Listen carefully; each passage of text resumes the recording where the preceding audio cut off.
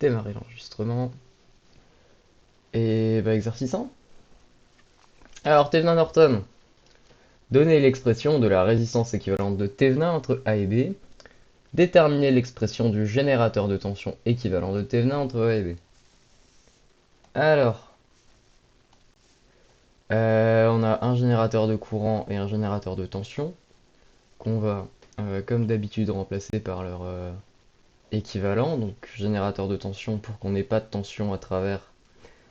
C'est un court-circuit, et générateur de courant pour qu'on n'ait pas de courant, c'est un circuit ouvert. Donc on va avoir, bonjour, j'aimerais écrire. On va avoir R1 qui passe à travers un court-circuit, qui passe à travers rien. R2, R3, A et B. R1, R2, R3. Donc on voit qu'il y a R3 entre A et B et qu'il y a R2 avec R1 en série. Si on le redessine, si c'est pas clair, on va avoir A, R3. Et si on prend l'autre chemin, on va passer à travers R2 et R1. Hop.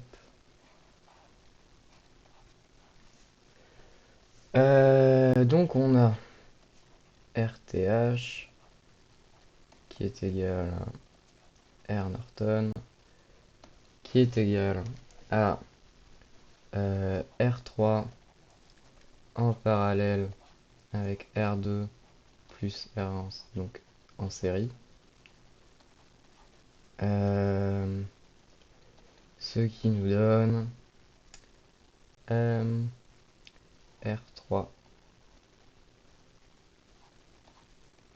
fois R2 plus R1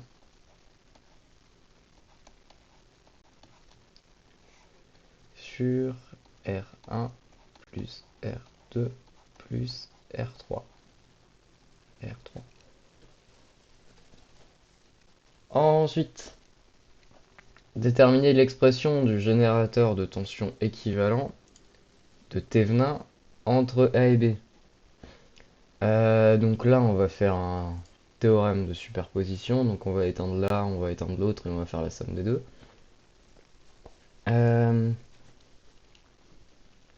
Donc, on va commencer par... On va couper ça en deux.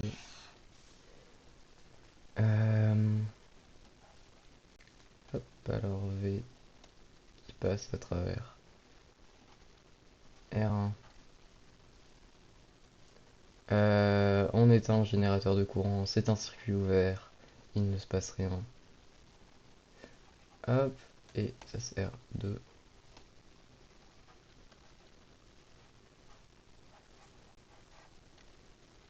Et R3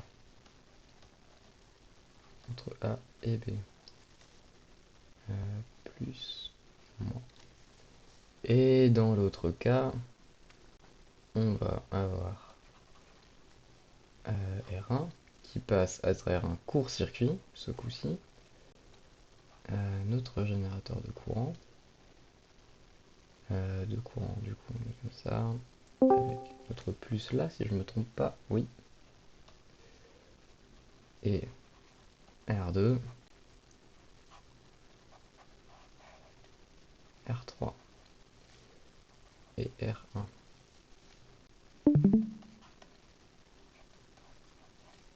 Donc on veut calculer la tension entre A et B dans les deux cas. Alors ici, on a un diviseur de tension entre ça et ça.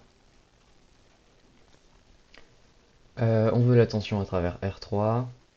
Donc on va écrire que UAB1 est égal à V1 fois la tension à travers R3. Donc dans notre diviseur de tension, c'est R3 sur R1 plus R2 plus R3.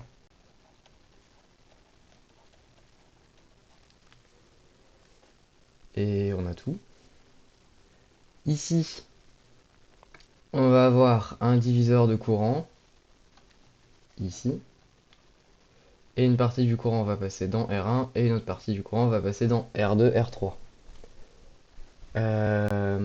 Donc nous, on veut le courant qui passe dans R2, R3, et une fois qu'on aura le courant dans R2, R3, on pourra avoir la tension à travers R3, parce que U égale RI.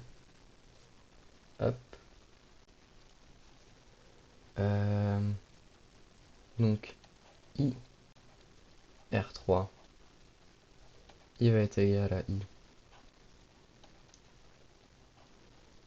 fois le diviseur de courant, donc on va avoir R de R3. Alors, diviseur de courant, faut pas se tromper, c'est pas celui à travers. C'est pas celui qu'on veut, c'est celui qu'on ne veut pas qu'il faut écrire en haut, contrairement au diviseur de tension. Donc, R1 sur R1 plus R2 plus R3. Et on va trouver que UAB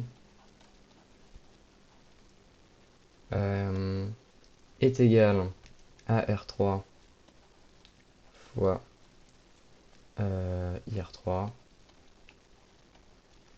est donc égal à I1 fois R1 R3 sur R1 plus R2 plus R3.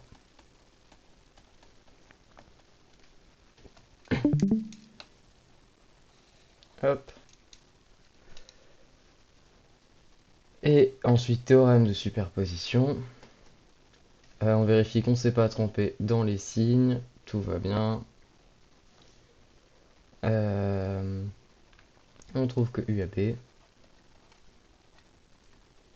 est égal à UAB1 plus UAB2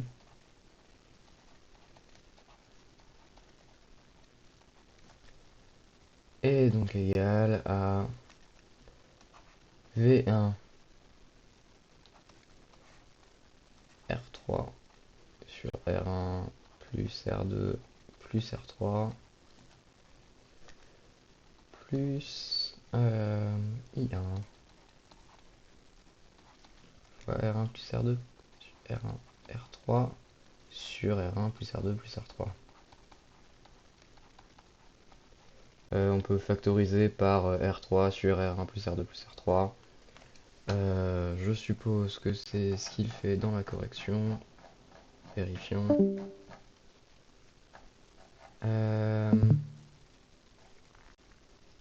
Est-ce qu'il a pareil? Le monsieur, il a pareil. Eh bien, très bien.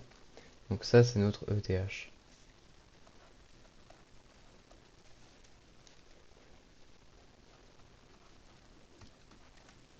Voilà. Alors, est-ce qu'on a des autres questions? Est-ce qu'il nous demande de le tracer? Non, il ne nous demande pas de le tracer. Donc, tout va bien. On peut passer à l'exercice 2. Amplificateur à transistor bipolaire. Soit l'étage amplificateur émetteur commun suivant. C'est le même montage qu'on a eu en 2018, je crois, hein, dans le sujet qu'on a fait avec De France. Le transistor utilisé dans cet étage est un transistor bipolaire NPN dont la tension de seuil de sa jonction base émetteur. Donc, notre émetteur, alors on va peut-être le mettre en rouge, ça se verra mieux. Notre émetteur, il est là. Notre base, elle est là. Et notre collecteur, il est là. Si je me trompe pas. Le transistor utilisé dans cet étage est en, je vais avoir tension de seuil. Base émetteur, donc ici. Et 0,65 volts. Le transistor possède un gain de courant bêta égal H21 égale 800. On supposera que le générateur à l'entrée du montage, lui, est parfait et qu'il délivre une tension sinusoïdale VE de valeur moyenne nulle. Donc, étude en régime statique. Sachant que l'on désire être polarisé, voilà, au milieu de la droite de charge statique, et avoir un courant collecteur IC0 égale 5 mA en régime statique. Déterminer l'expression de la droite de charge statique et tracer cette équation dans le plan IC-VCE. Donc, notre équation de droite de charge statique, c'est exprimer IC en fonction de VCE. Alors, donc, si déjà on refait le schéma en régime statique, on va avoir R1, R2, notre transistor, RC,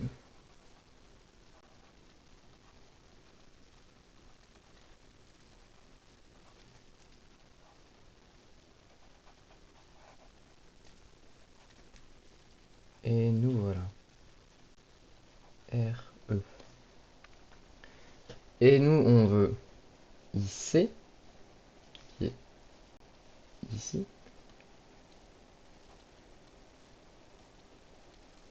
en fonction de VCE, qui est ici. Donc si on regarde ce truc, on voit qu'on a une résistance, une autre résistance, une tension. Et entre là et là, on a une autre tension. Donc notre courant IC, il va valoir U égale RI comme d'habitude. Notre R, ça va être la somme de nos deux résistances, là en série. Notre U, ça va être VCC moins VCE, donc la tension entre R et deux résistances. Et du coup, on trouve notre I. Donc si on écrit une loi d'émail, là, on va pouvoir dire que VCC est égal à RCIC plus VCE plus... alors ça c'est un RE. Ouais, c'est un petit E. D'accord. Plus RE ici. Corriger ça là, parce que ce sera un peu mieux. Voilà. Et nous, on veut IC en fonction de VCE, donc on va sortir, réarranger ça comme ça nous arrange. Et on va trouver que IC est égal à VCC moins VCE sur RC plus RE. Alors, donc on nous demande l'expression de la droite de la charge statique et son équation dans un plan IC-VCE. Alors, on va faire notre plan. Normalement, si je me trompe pas, VCE c'est l'abscisse. Non, c'est IC. Donc on a le courant à la verticale et la tension à l'horizontale. On va avoir le point quand VCE égale 0. Quand IC égale 0, c'est que VCE égale VCC parce que ça est égal à 0. Donc ici IC égale 0, on veut VCC. Et quand VCE égale 0, notre IC va valoir VCC sur RC plus RE. Donc VCE égale 0, ça va faire VCC sur RC plus RE. On va donc avoir une droite qui va faire ça, je suis loupé. Mieux. Voilà. Et on nous dit, donc ça c'est la question 1.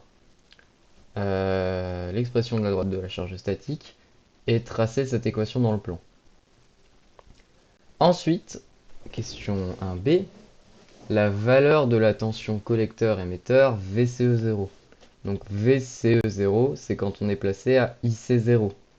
Donc IC0 vaut 5 mA et on est au milieu de la droite de charge statique. Et on voit ici que on connaît RE, on ne connaît pas RC.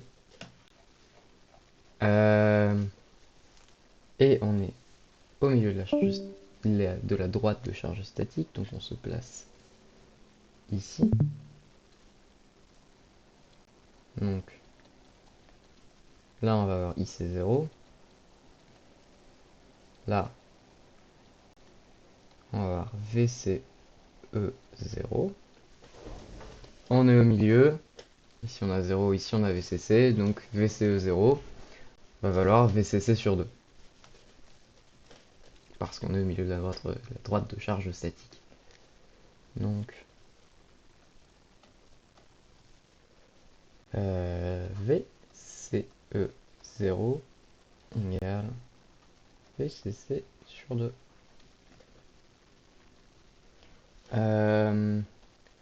On nous dit que VCC vaut 20 volts, donc VCE0 vaut 10 volts. Ensuite, la valeur de RC. Dans cette équation-là, que je vais reprendre pour la mettre plus loin, ajouter sur une nouvelle page, on cherche RC, donc à IC0, on connaît VCE0, VCC et RE. Il ne manque plus que RC. Donc on prend cette équation-là, on se place au point qui nous intéresse, donc on remplace IC et VCE, et ça nous permet de trouver RC. Donc on réorganise cette équation. On peut même d'ailleurs partir de celle-là, hein, c'est la même.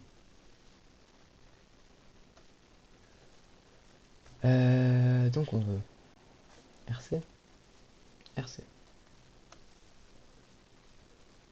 On va avoir IC facteur de RC plus RE égale VCC moins VCE. RC plus RE qui vaut VCC moins VCE sur IC. Et RC qui vaut VCC moins VCE sur IC moins RE. On se place au milieu de la droite de charge, donc RC est égal à VCC moins VCE0 qu'on connaît sur IC0 qu'on connaît aussi, moins RE. Et là on fait l'application numérique, VCC vaut 20 volts, VCE0 vaut 10 volts, donc on a 10 volts sur 5 mA moins, moins 200 ohms. Donc là, application numérique, j'ai pas ma calculette sous la main.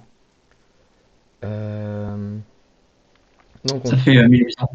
1800, merci. Donc 1,8 kilo ohm. Et c'est ce qu'on trouve dans la correction, c'est juste parfait. Ensuite, on souhaite avoir un courant IR1, ici, égal à 10 fois le courant de base. Calculer la valeur des résistances R1 et R2. On va reprendre ce schéma et on va se le remettre sur une page. On va se reprendre celui-là.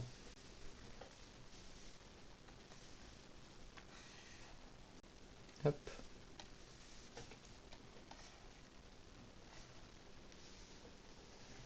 Donc,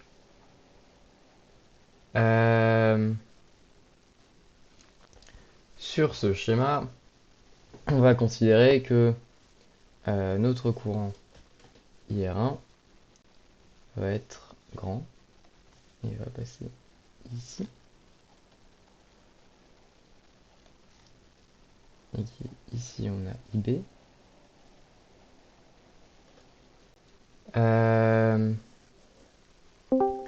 Donc, voilà, rends-moi mon ordi. On peut calculer le courant IR1.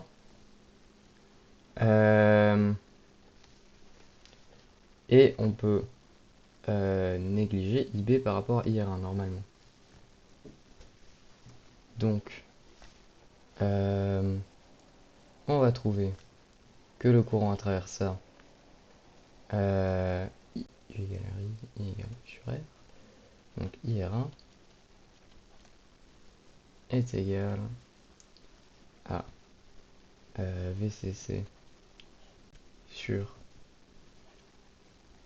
R1 plus R2.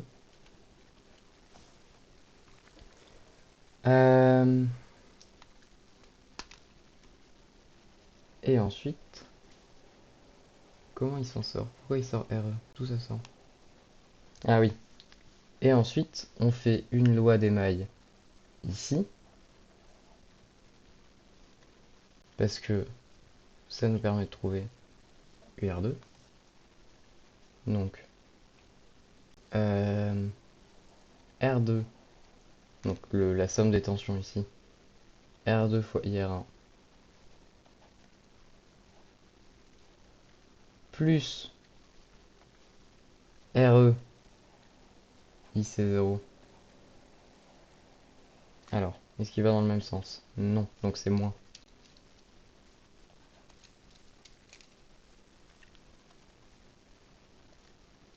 Moins notre tension ici. Donc ça, c'est notre tension entre B et E. Notre tension base émetteur est de 0,65 volts. Donc, si je retrouve... Où est-ce que j'en suis? J'en suis là. Moins 0,65 volts égale 0. On a nos deux équations. On veut R1 et R2. On a deux inconnus, deux équations. Il suffit de résoudre le système. On observe que là-dedans, on n'a pas d'inconnu. IP. Ah, on ne la donne pas. Euh,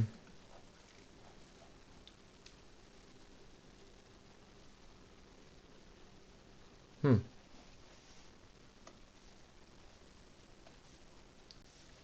On a IR1 qui vaut 10 fois IB. Est-ce qu'il calcule IB? Parce que normalement, on peut trouver IB à partir du gain.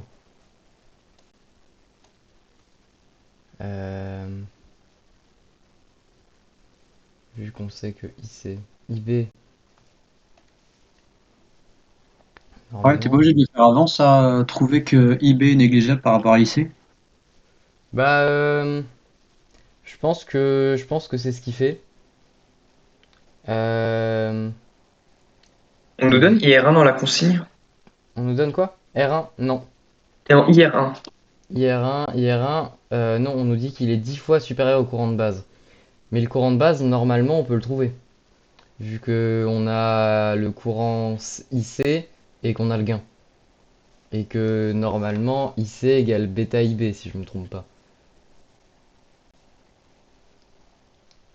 Mais c'est pas ce qu'il fait dans la correction. Lui, il néglige IB. Et ensuite, il écrit ça. Il écrit... Je sais pas comment il se débarrasse de IP. Ouais,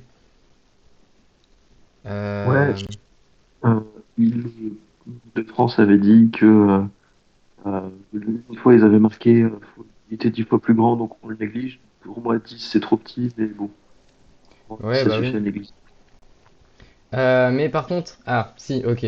Non, c'est juste qu'il a mis une étoile et qu'il a expliqué après. Ok. Donc effectivement, après, on dit que IR1, le courant qui passe là... Non, pas IR1. Si, IR1 est égal à 10 fois IB. Ça, on nous le donne dans l'énoncé. Mais on sait aussi que le courant qui passe dans le collecteur, IC, on le connaît, il vaut 5 mA, et que d'après les formules du transistor, qu'on est l'une des rares formules qu'on est censé connaître par cœur, on sait que IC égale bêta IB. On connaît bêta et on connaît IC.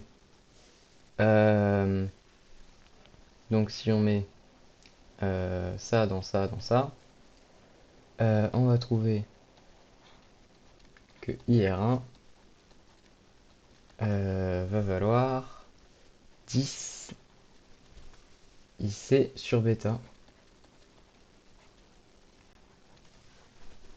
On connaît IR1, donc on peut résoudre ce truc-là. On n'a plus que deux inconnus, parce qu'avant on en avait trois. IR1 on le connaissait pas non plus. Euh, Vu qu'on n'a plus que deux inconnus...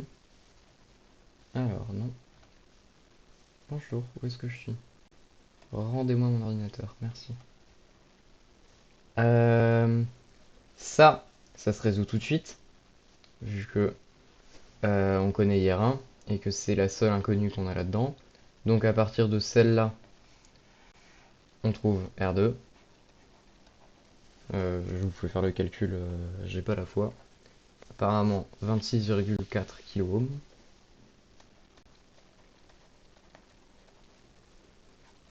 Et une fois qu'on part de là, ici on a R2, on remplace R2 là-dedans et on isole R1.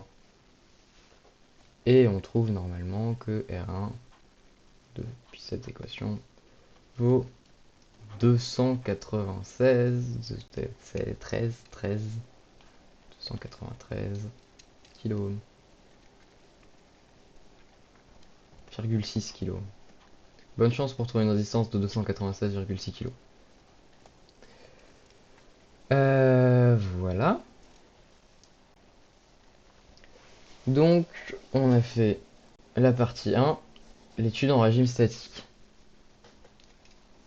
Alors, juste organiser ça en vitesse, parce que sinon ça fait aucun sens.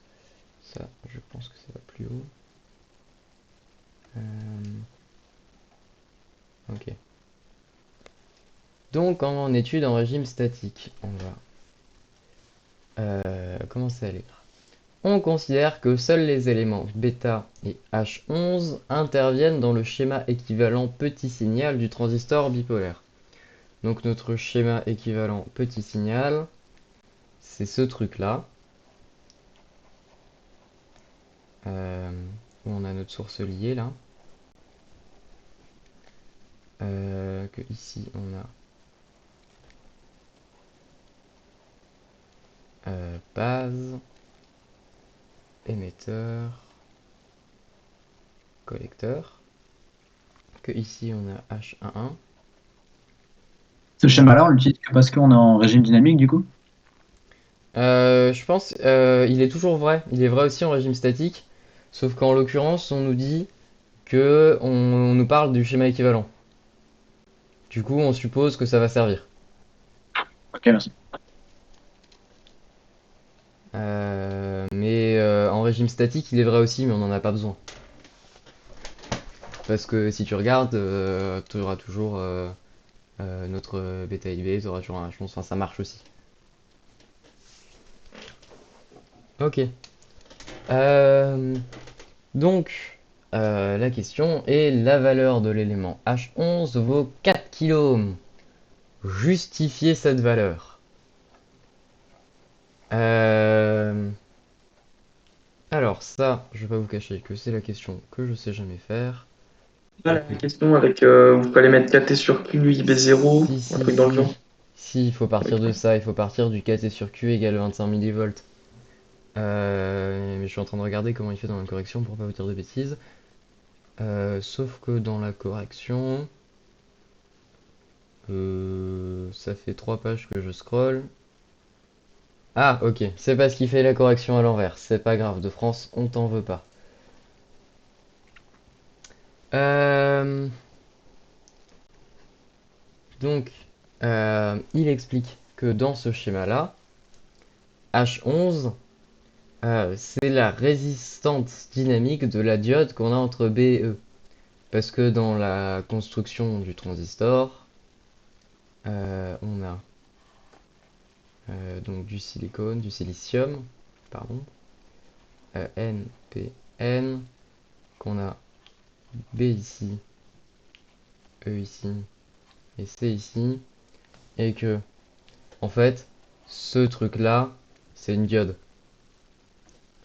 Du coup, entre B et E, on a la résistance dynamique d'une diode. Là, c'est le moment où il faut bien se rappeler de son cours sur les résistances dynamiques et enfin sur les diodes.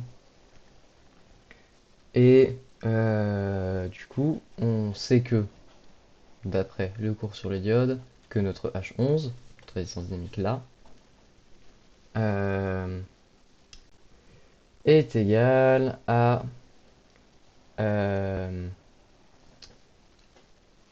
notre constante kT sur Q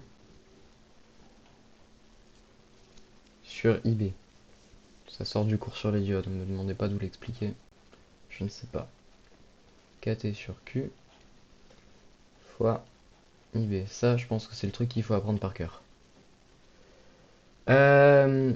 Et on sait que, d'après l'énoncé, ce truc-là vaut 25 millivolts.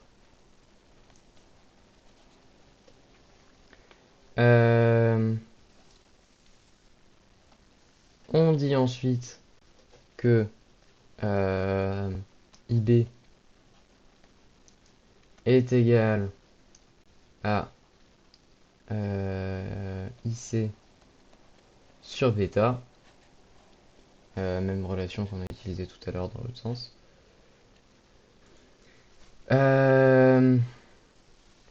Donc, IC, on le connaît. Et IB, on l'a même d'ailleurs calculé tout à l'heure. On l'a calculé. Enfin, on aurait pu le calculer ici.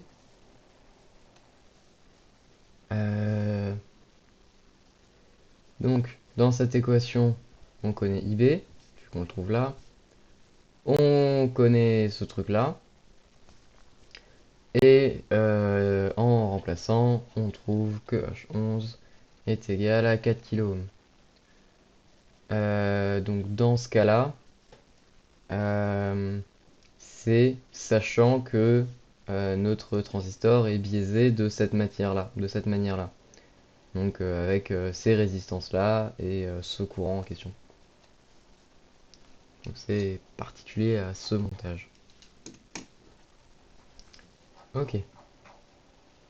Donc là, on a fait la 2A. Un peu en trichant, mais c'est pas grave. Ensuite, dessiner le schéma équivalent en régime dynamique de l'étage en admettant que seule la capacité CE se comporte comme un fil. Déterminer l'expression du gain en tension à vide AV. Alors, pour ça, on va reprendre notre schéma.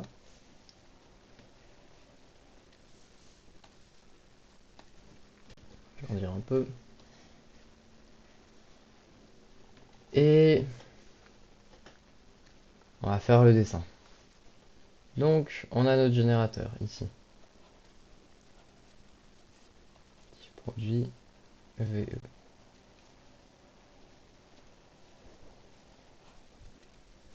Qui passe à travers C1. C1 qui apparemment ne se comporte pas comme un fil.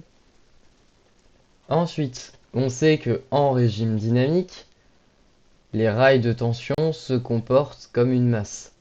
Donc quand on arrive à ce point-là, ça c'est la masse Et ça, c'est la masse. Donc on a R2 en parallèle avec R1 à la masse. Donc R2 et R1.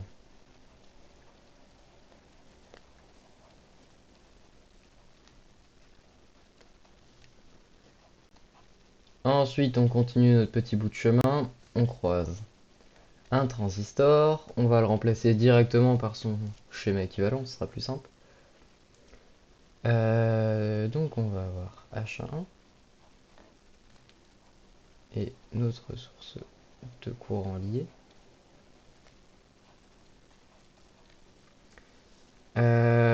Ici, on passe à travers RE, sauf qu'on nous dit que CE est un fil. Donc en fait, on court-circuite RE. Donc ici, on se dirige directement à la masse, à travers CE. Donc, alors, je vais rajouter, peut-être, ce sera plus clair.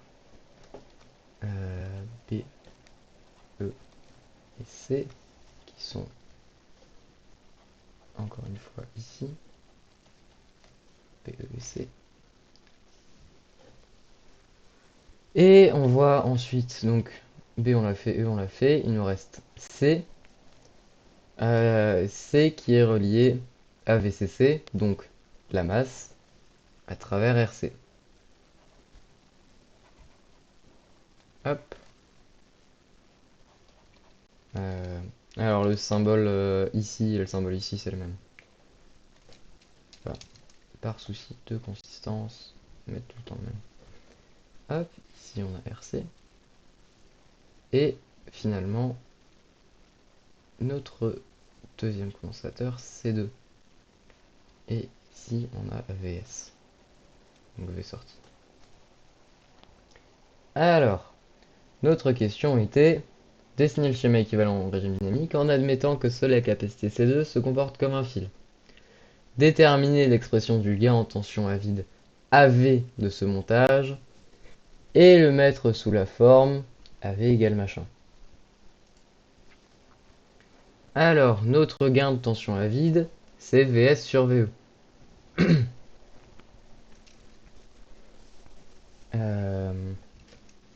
Ouais. Le monsieur, d'ailleurs, dans la correction, pour des raisons qui m'échappent un petit peu, met une grosse croix rouge sur C2 et sur C1, alors que c'est pas précisé dans l'énoncé. Ah non, il met une grosse croix rouge sur C2. Pourquoi? C'est une bonne question. On va faire comme lui. En réalité, probablement parce que ici on n'a pas de résistance, donc ça ne se comporte comme rien et qu'on lit la tension ici pareil qu'on la lit ici.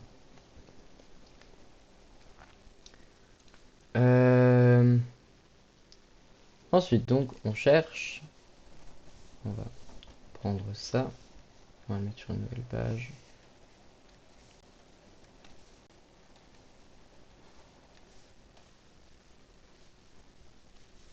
Nous on veut VS sur VE.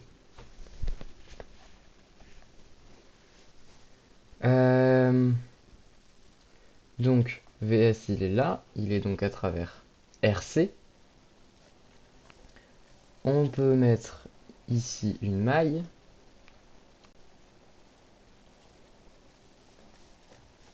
Avec VS qui du coup se retrouve ici.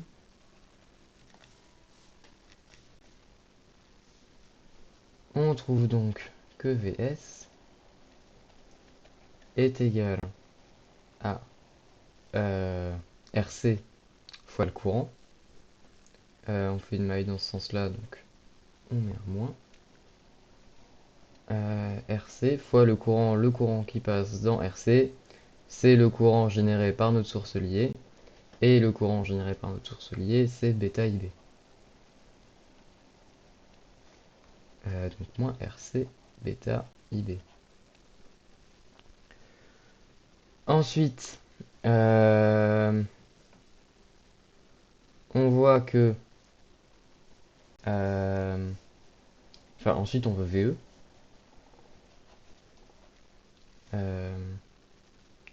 Donc VE, si on regarde, on a une tension ici et une tension ici, jusqu'à la masse. Ici on a la masse. En ce point, on a une tension là, qui est la même sur tout le fil, donc c'est pareil que ici. Donc on peut écrire que VE est égal à UC1, donc la tension à travers C1, plus UH11, la tension à travers H11, ou la tension à travers A1, ou la tension à travers R2, c'est la même. UH11. Et on trouve ensuite que UH11, c'est H11 fois IB, vu qu'on a une résistance. Alors IB qui est ici, donc le courant de base.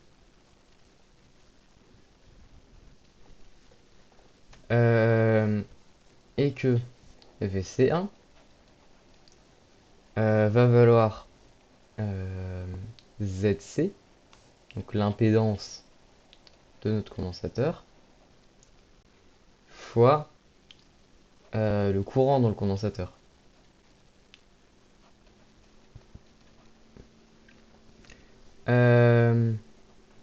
Donc ZC,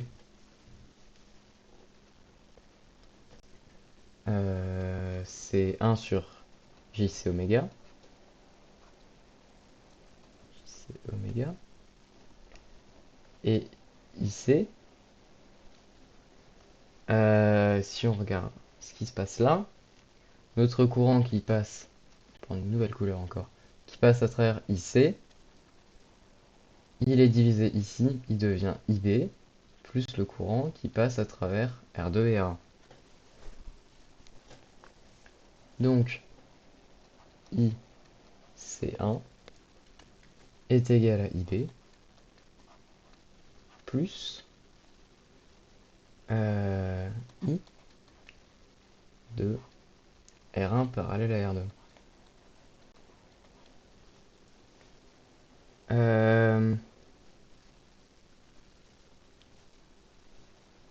Ensuite, on trouve que le courant là-dedans, ça. Ouais, il y a beaucoup de décomposition. On parle d'un truc, puis on le redivise, puis on le redivise à chaque fois en un petit morceau qu'on connaît. Notre truc là, IR1 parallèle à R2, c'est égal à U, notre tension, sur R, nos résistances. Notre tension ici, c'est UH11. Donc c'est H11 fois IB. Du coup, on trouve que ce truc-là est égal à H11 fois IB sur R1 en parallèle à R2.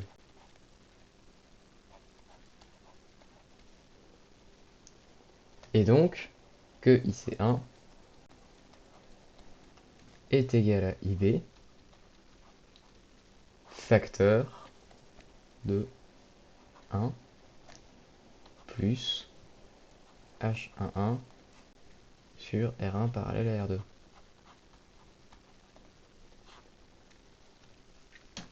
C'est un peu le bordel, mais c'est pas grave, c'est normal.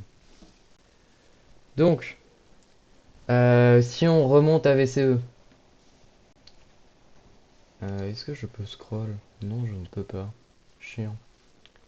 Bon, nouvelle page. Donc on va retourner à essayer de réécrire VE.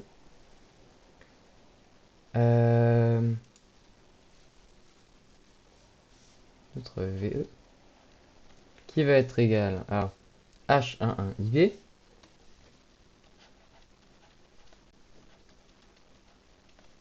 plus ZC, notre impédance de notre condensateur, facteur de IC1, donc facteur de IB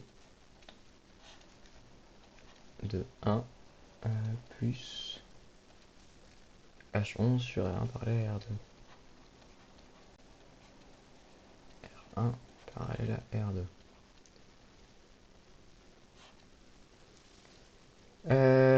Si on remplace ZC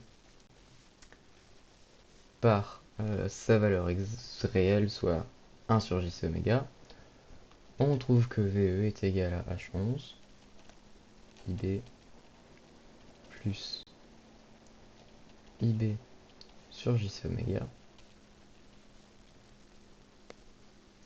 le tout facteur de 1 plus H11 sur R1 parallèle à R2. On a donc enfin VE. Alors, on avait fait apparemment précédemment un diviseur de courant qui nous disait que, où est notre schéma? Là. Que IB est égal à R1 parallèle à R2 sur H11 plus R1 parallèle à R2. Parce que on veut le courant là. Fois IC1, IC1 le condensateur. Oui, d'accord. Donc, on a notre courant qui passe par le condensateur IC1, qui est divisé en ce point, et nous on veut exprimer IB en fonction de IC1. Donc, on va reprendre le schéma. On va reprendre une partie du schéma.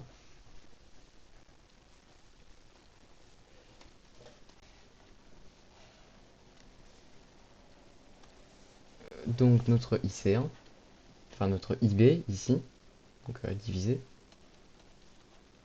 Excuse-moi, Oui. j'ai pas très bien compris pourquoi on a besoin de IC1. Bah, je sais pas, mais il le calcule, donc c'est que ça va être utile. Je crois qu'il recalcule la même chose. Ok. Ok. Ouais, c'est une autre façon de le calculer, manifestement. Euh, il le fait. Donc on va faire comme lui parce que sinon on va se retrouver perdu après. Donc notre courant IB qui passe ici, dans notre diviseur de tension. Ici, on a... Ah, mais laisse-moi écrire.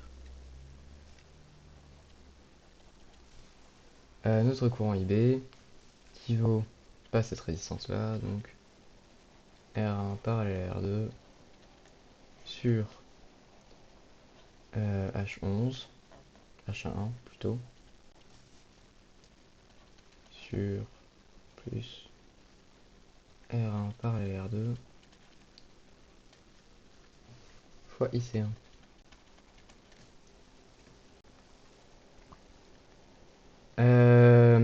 Et là, il dit que IC1 est égal à IB,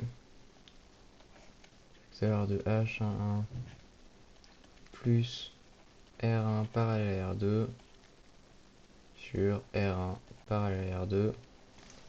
Et normalement, c'est le même résultat que ce qu'on a trouvé au-dessus.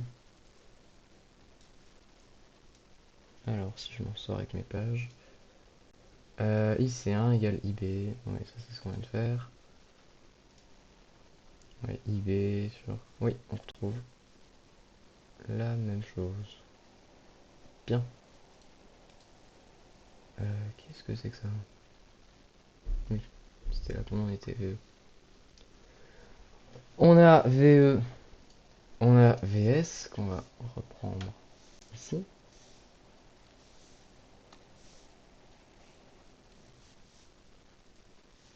Comment je le colle? Là.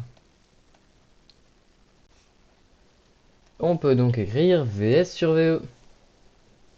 Qu'est-ce qu'on voulait à la base, hein, parce que je le rappelle, c'est pas ça. nous, ce qu'on veut, c'est notre gain à vide, donc VS sur VE. Donc VS sur VE est égal à moins RC bêta IB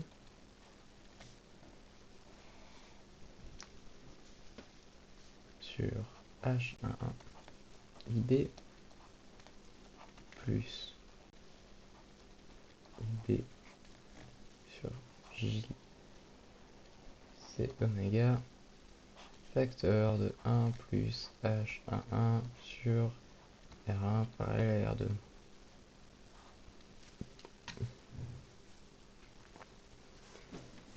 Alors, ici, il dit que R1 parallèle à R2 est beaucoup plus grand que H1.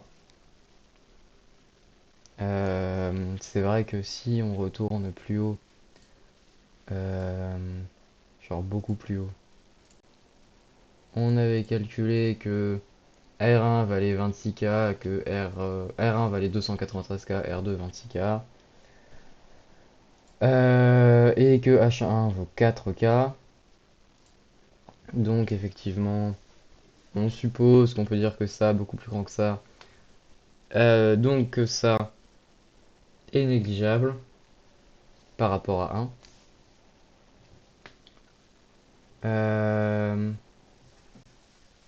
Il dit donc ensuite, on va prendre ça,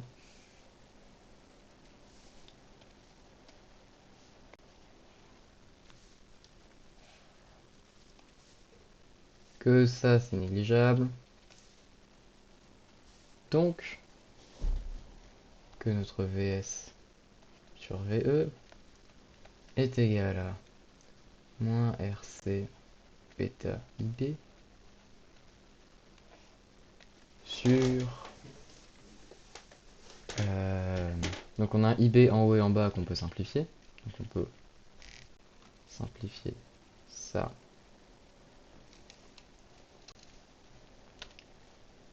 Et donc avoir RC bêta en haut.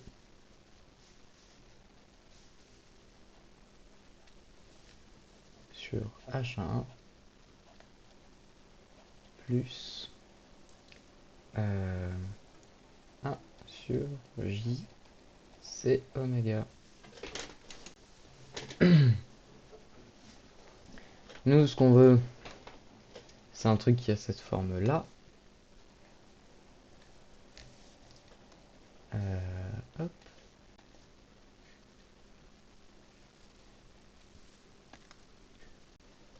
Donc, on va passer notre JC oméga en haut.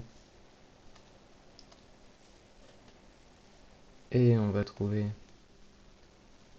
que ça va valoir moins J bêta RC C1 oméga sur 1 plus JC H11 oméga. Et que là on a un oméga en haut et un 1 plus quelque chose oméga en bas, soit la même chose que ça. Donc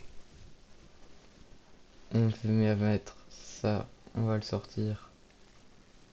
Moins bêta RC sur H1 fois JC1 H11 oméga sur 1 plus JC H11 oméga. Et ça commence à ressembler très bien à ça. Et on peut trouver que oméga 0 est égal à 1 sur C1 H11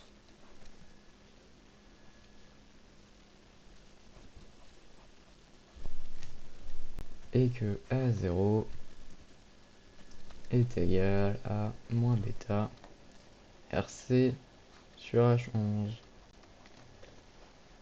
Voilà. Donc c'est vachement long pour une petite question. On nous demande ensuite de tracer le diagramme asymptotique du lieu de Bode, module uniquement de AV. Donc AV qui est ce truc là. Donc cette question, on n'est pas obligé, pour faire la question 2C, on n'est pas obligé de réussir la 2B, vu qu'on nous donne ça.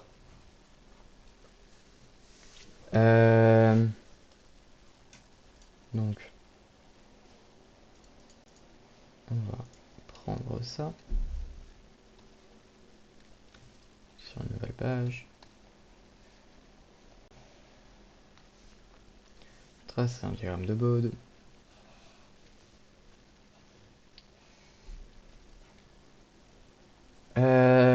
On va voir notre gain à 0. Si on regarde ça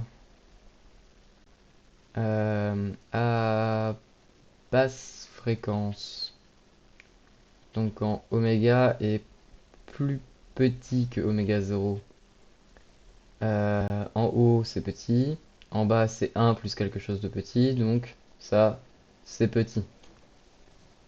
Plus on augmente en fréquence jusqu'à oméga 0, plus ça va augmenter, donc c'est que c'est un passo. Donc on va voir ça.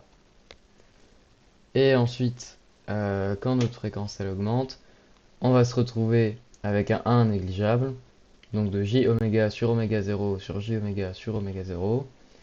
On a donc ça qui vaut environ 1, et on a donc un truc plat à la hauteur à 0.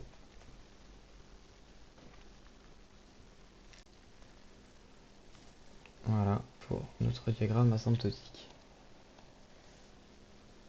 En déduire la valeur maximale du gain en dB de la fréquence de coupure basse de ce montage et la fréquence de coupure basse de ce montage.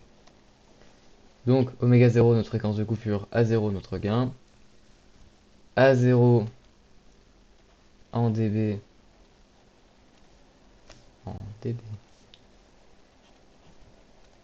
est égal à 20 log de A0. Et ici on a oméga 0 en radians par seconde. Donc pour le choper en Hertz, enfin en fréquence, on va faire 1 sur 2pi fois oméga 0 en radians.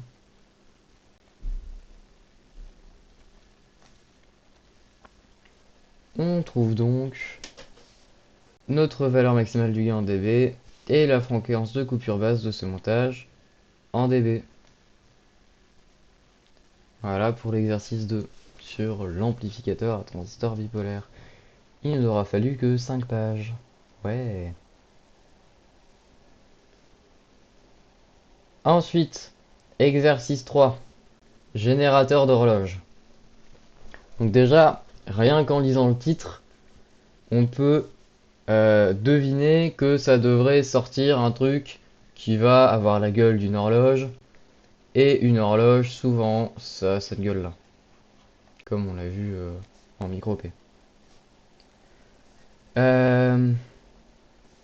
Donc, les amplificateurs opérationnels du montage présenté ci-dessous sont considérés comme parfaits et sont alimentés entre plus VCC et moins VCC, avec VCC égale plus 20 volts. Les éléments K1 et K2 sont des interrupteurs parfaits. Dans un premier temps, K1 et K2 sont ouverts. Donc on étudie uniquement ce truc-là.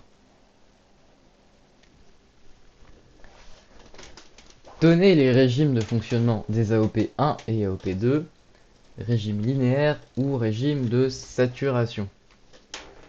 Alors, si on regarde bien avec nos petits yeux, on voit que sur l'AOP1, on a un retour dans notre broche positive. Donc, on a une contre-réaction positive. Donc, on travaille en régime de saturation, ce qui veut dire qu'on va pas avoir une fonction de transfert, on va avoir un chronogramme. Pour notre deuxième AOP, on a un retour, une contre-réaction dans notre broche négative, ce qui veut dire qu'on va travailler en régime linéaire et qu'on va avoir une fonction de transfert. Le prof nous rajoute que ce truc-là, ça se comporte comme un intégrateur, et que ce truc-là, ça se comporte comme une trigger de Schmitt. Sauf que les intégrateurs, on les a vus en TP, les triggers de Schmitt, je sais pas si on les a vus en cours, j'y étais pas. Si ça vous parle, c'est bien. Alors, ensuite, tracer la caractéristique de transfert V2 égale F de V1. Donc, si j'enlève tous mes scribouilles, on veut V2 égale F de V1 du bloc 1 en indiquant les valeurs des tensions particulières sur leurs caractéristiques.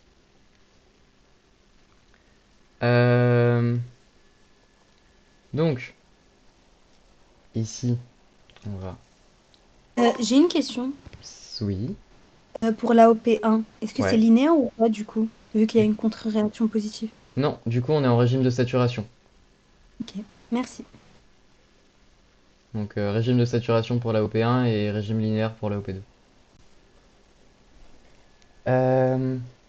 Donc, on va prendre notre circuit.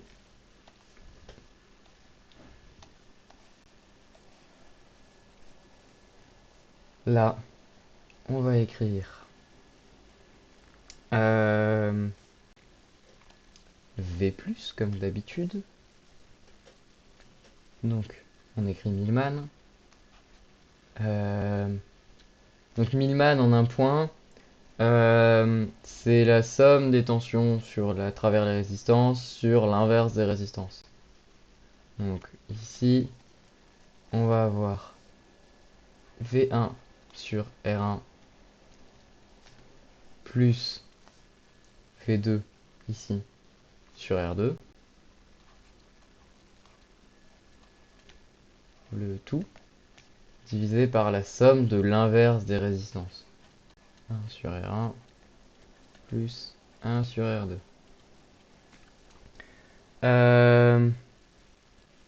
Vu qu'on est en régime de saturation, on peut supposer que V2, il va travailler, il va être tout le temps au rail de tension. Donc, soit plus VCC, soit moins VCC. Donc, ici, on décide de supposer que V2 va valoir moins VCC pour calculer qu'est-ce qui se passe dans ce cas-là. Vu qu'on est en saturation, soit ça vaut plus VCC, soit ça vaut moins VCC. L'idée est de chercher la condition pour laquelle on va faire basculer V2 de moins VCC à plus VCC. Donc, pour faire ça, en fait, on cherche à savoir quand V plus moins V moins est supérieur à 0. Or, V moins ici est égal à 0. Donc ça revient à dire que V plus est supérieur à 0. Voilà. J'ai pas compris. Est-ce que tu peux réexpliquer, s'il te plaît? Ouais, du début de... Non, juste de moins VCC. Pourquoi V plus moins V moins, ça doit être supérieur à 0. Ok. Alors, étant donné qu'on est en régime de saturation, ce qu'on sait, c'est que notre tension de sortie de notre AOP, elle va forcément, donc elle n'est pas linéaire, elle va forcément être saturée, donc elle va être soit au rail de tension positive, plus VCC, soit au rail de tension négatif, moins VCC. Euh, pour que notre sortie ici soit à plus VCC, il faut que notre tension ici, entre V plus et V moins, soit positive. Euh, J'ai compris, j'ai compris. donc Merci. V plus moins V moins supérieur à 0. Et euh, vu que V moins est égal à 0, on trouve V plus supérieur à 0. Euh, on sait que V plus, on l'a ici. Donc, on trouve que V1 sur R1. Donc le signe de ce truc-là, il dépend pas de ce qu'on a en bas, donc on prend uniquement ce qu'on a en haut. V1 plus R1 plus V2 sur R2 supérieur à 0.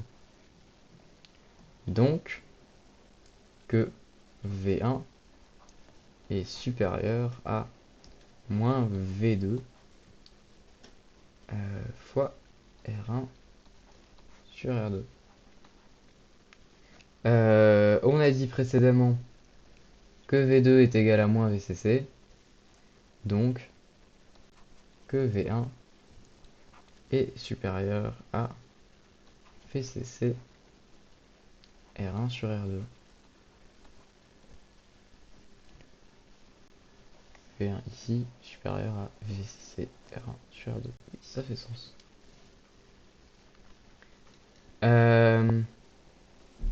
Si maintenant on imagine que V2 était à plus VCC et qu'on cherche comment faire basculer notre tension de plus VCC à moins VCC, notre Millman va être pareil. Ici, on va avoir V plus moins V moins inférieur à 0. Donc, on va vouloir que V plus soit inférieur à 0. Donc, que tout ça soit inférieur à 0. Et donc, que V1, donc que V1, dans ce cas-là, dans l'autre cas, donc si V2 égale plus VCC,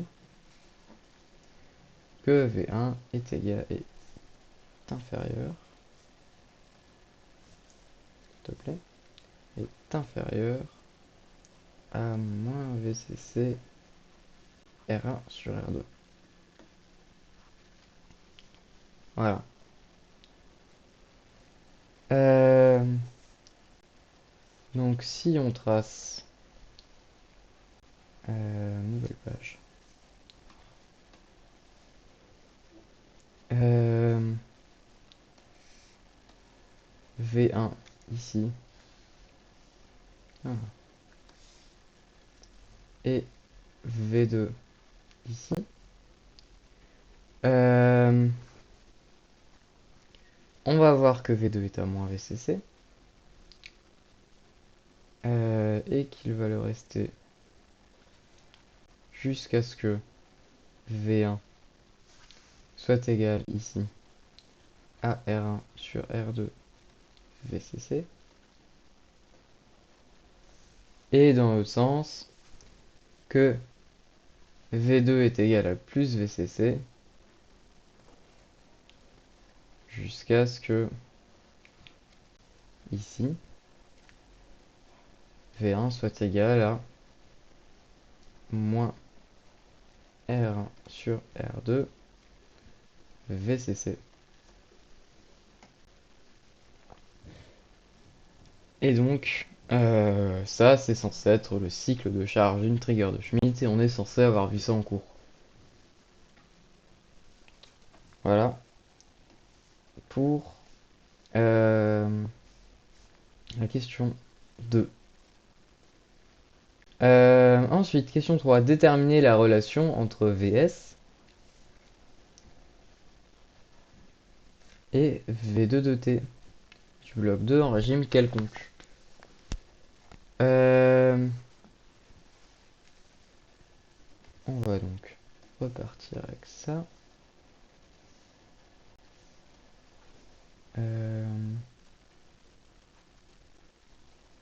Bonjour, est-ce que je peux? Non, je ne peux pas. D'accord, c'est pas grave.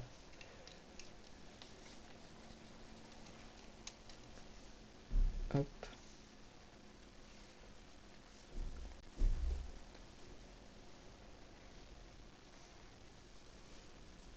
Alors, si on prend seulement la partie du circuit qui nous intéresse, peut-être pas en jaune, ça se voit pas bien. On a R, on a C.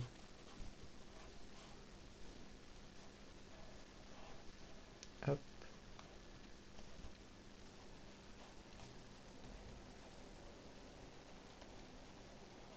Hop.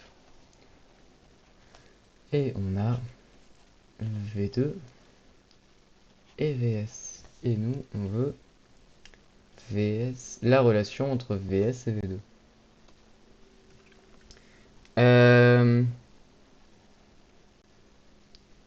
Donc ici, on peut écrire qu'on a un diviseur de tension. Un diviseur de tension? Non, pas un diviseur de tension. Pourquoi il écrit ça?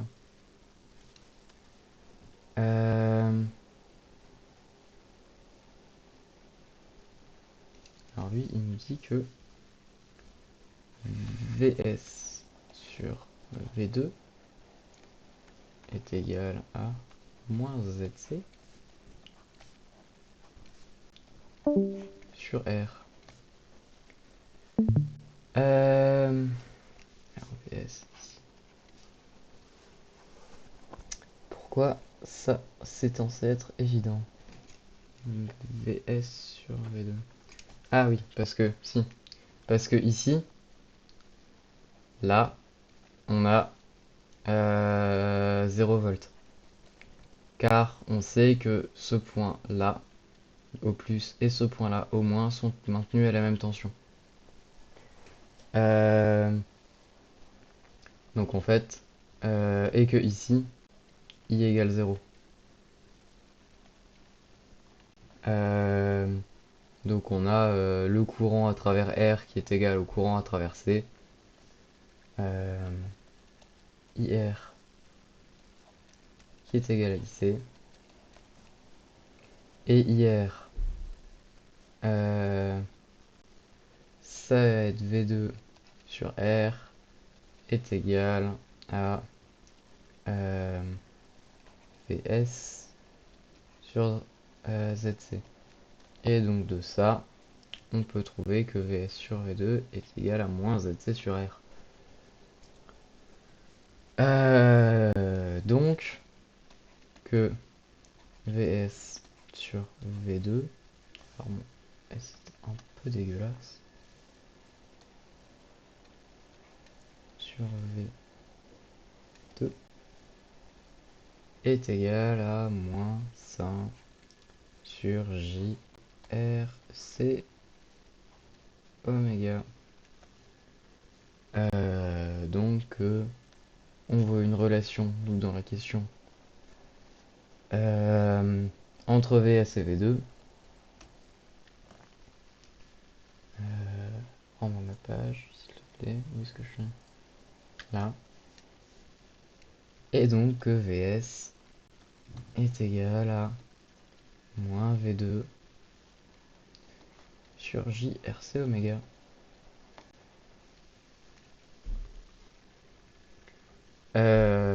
Et ça, ça se comporte comme un intégrateur.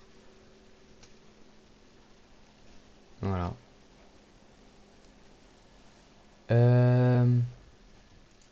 Ensuite, il n'y a plus de correction après, c'est pas grave.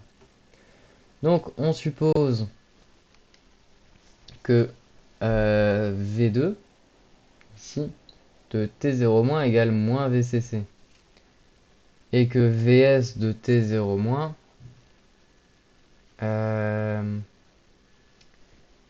est égal à VS de T0- ici à 0 volts. À l'instant T égale 0 plus, on ferme K1. Donc E est égal à 10 volts. Et on a trouvé précédemment que quand V2 était égal à moins VCC, qu'il se passait un truc quand V1 dépassait R1 sur R2 fois VCC. R1 sur R2, ça fait 0,25.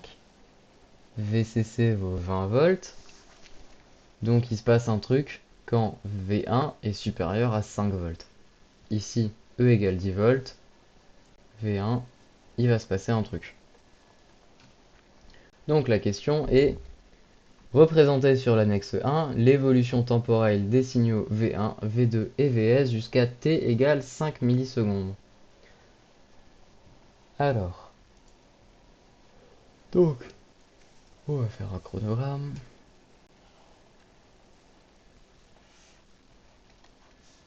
On va avoir V1, V2 et VS.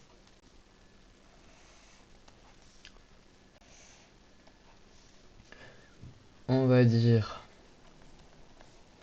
que 5 millisecondes, c'est à ce moment-là. Donc, on commence à V2 de T0 égale moins VCC et V de S égale 0 volts. Donc, VS est égal à 0 volts.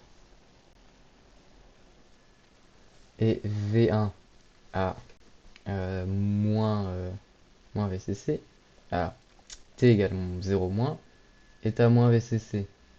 Or, on a vu ici que on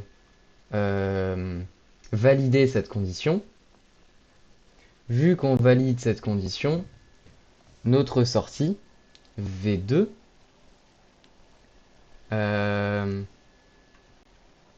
V2, alors, oups, c'est pas ça, c'est pas ici, c'est ici, V2. V1, on nous dit qu'on ferme l'interrupteur K1, donc V1 ici vaut E, ça c'est pas dur, hop, ça vaut E. E répond à la condition de ici, donc notre V2 va passer à plus VCC. Donc au moment où on va fermer l'interrupteur, V2 passe à plus VCC. Et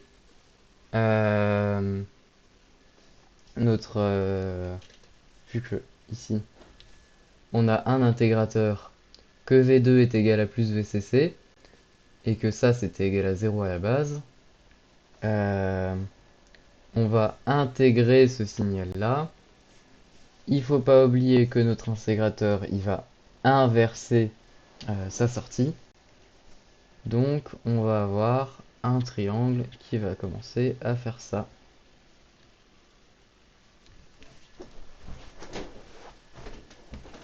Voilà.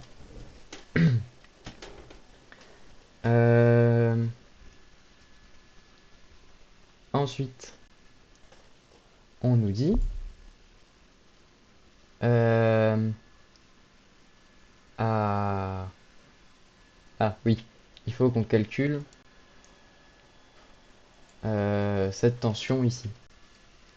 Voilà. Pour ça, on a ici un circuit RC.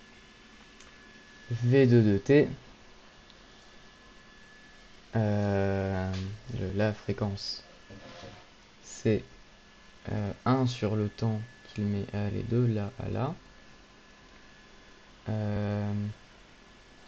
Alors ça, si je dessine le diagramme en phase, ça se passe mieux.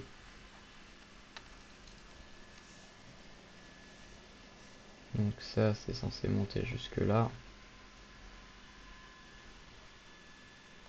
Hop.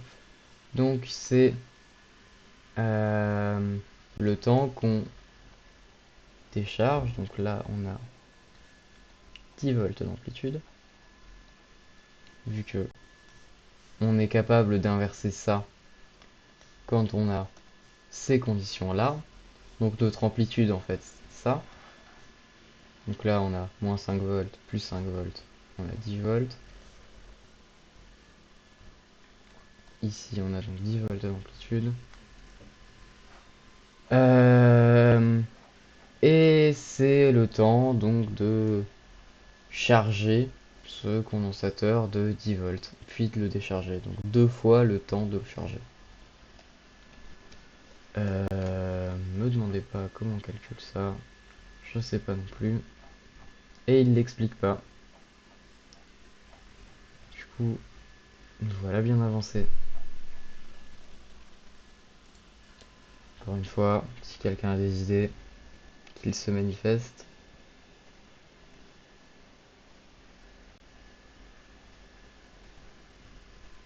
Et bien voilà. Donc du coup, la question 2,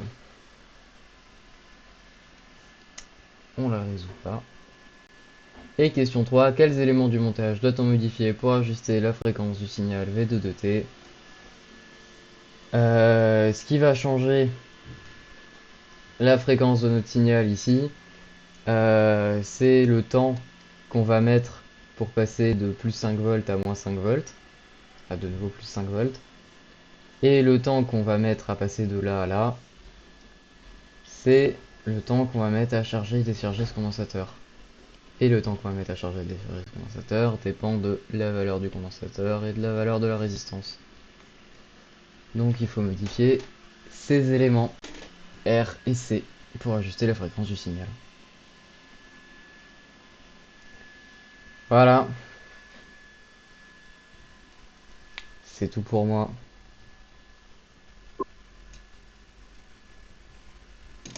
Excuse-moi, Oui.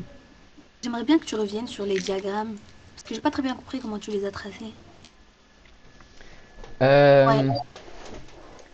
Alors, je suis parti au début sur le fait, donc on nous dit que ici V1 de t, quand on va fermer K1, V1 de t va valoir E, ici. À t égale 0 moins, notre V2, il est à moins VCC. Et notre VS est à 0 volts. Ça, c'est les données de l'énoncé. Vu qu'on a déterminé que quand notre V2 est à moins VCC, quand notre V1 est supérieur à ça, qui vaut 5 volts, on va passer à plus VCC. Donc on passe à plus VCC, vu que ça vaut 10 volts. Ici ça vaut 10 volts, c'est écrit là. Et ça reste à 10 volts tout le long, ça on le sait.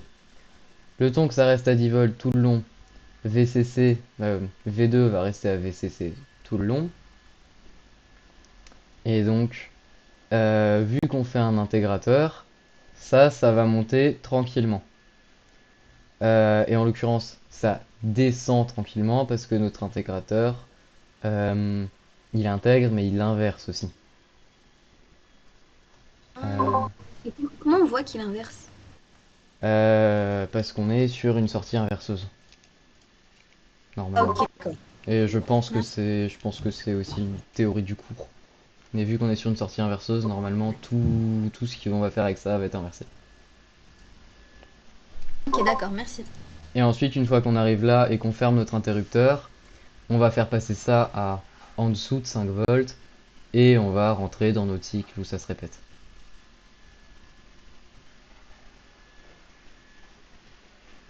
Voilà, Merci. de rien.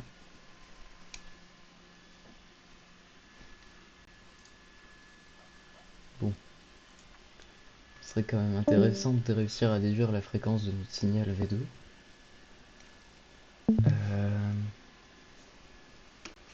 Parce que le monsieur dans sa correction, ce qu'il nous dit, c'est ça.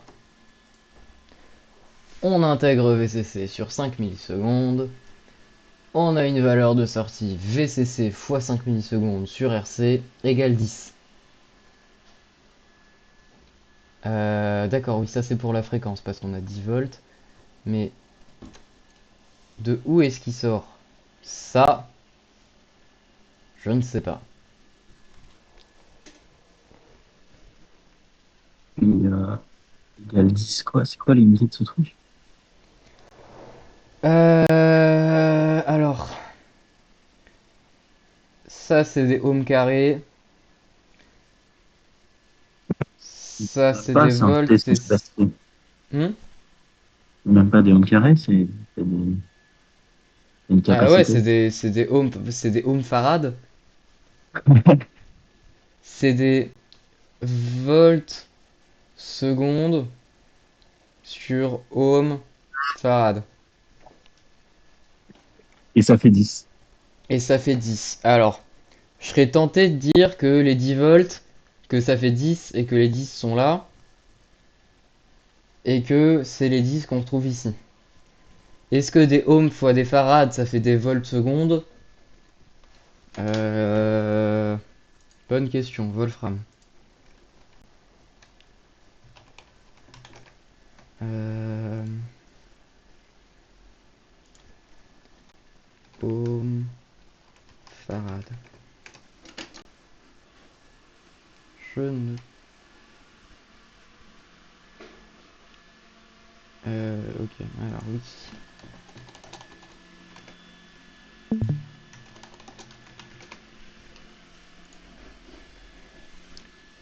Euh...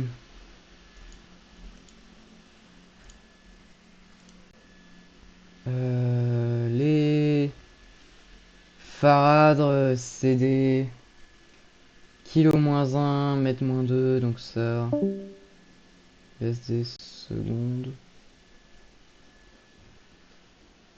Oui, Wolfram, c'est ok, c'est... équivalent. Alors Wolfram m'a pas aidé, mais c'est effectivement c'est homogène à des volts. Parce que ça, c'est homogène à Moi, des j'ai secondes. décrit.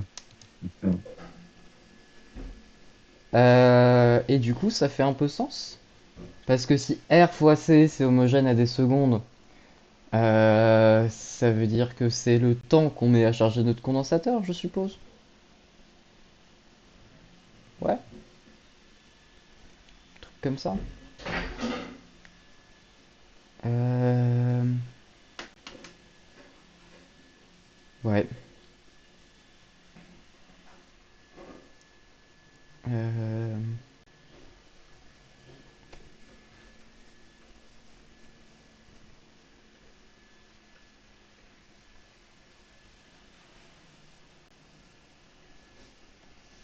Est-ce que ça, c'est peut-être une formule de cours? Euh...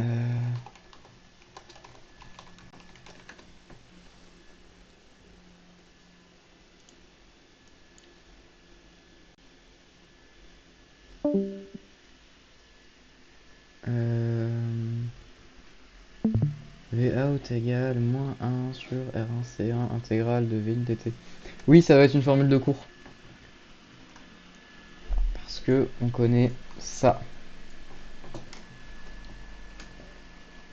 Euh, on aurait que notre voltage de sortie est égal à... Il y a un moins qui va pas, mais sinon c'est la même formule. Parce que l'intégrale de V dt, c'est VCC fois le temps. Et vu que ça vaut moins VCC, ça s'annule. Ouais, c'est ça, c'est cette formule-là qui sort de la page montage intégrateur de Wikipédia.